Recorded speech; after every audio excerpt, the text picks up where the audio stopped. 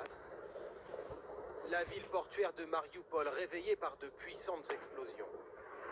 Même scène 400 km plus au nord, dans la ville de Kharkiv, à proximité de la frontière russe. Des bombardements aussi à Odessa, une autre ville ukrainienne située à l'ouest du pays. Quelques minutes plus tôt, il est à peine 6 heures du matin en Russie. Vladimir Poutine surprend à nouveau tout le monde et prend la parole à la télévision russe. Le chef de l'État annonce une opération militaire en Ukraine. Les circonstances exigent de notre part des actions fermes et immédiates. Les républiques populaires du Donbass ont demandé l'aide de la Russie. J'ai décidé de lancer une opération militaire.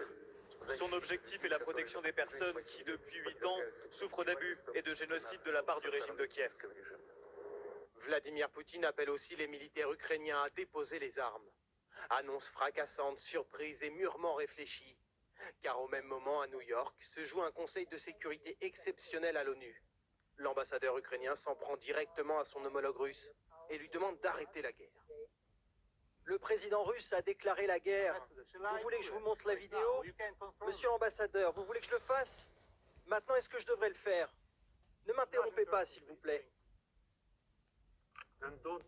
Alors ne me posez pas de questions quand vous parlez.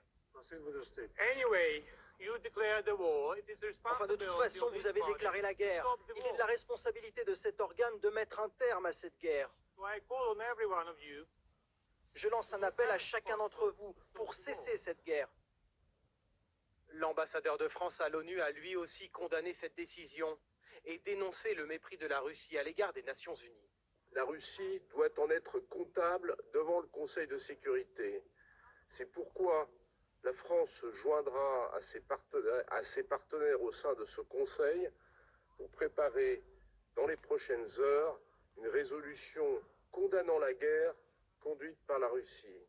Dans un communiqué, Joe Biden dénonce une attaque injustifiée. La Maison-Blanche annonce que le président américain a échangé il y a quelques minutes avec son homologue ukrainien, Volodymyr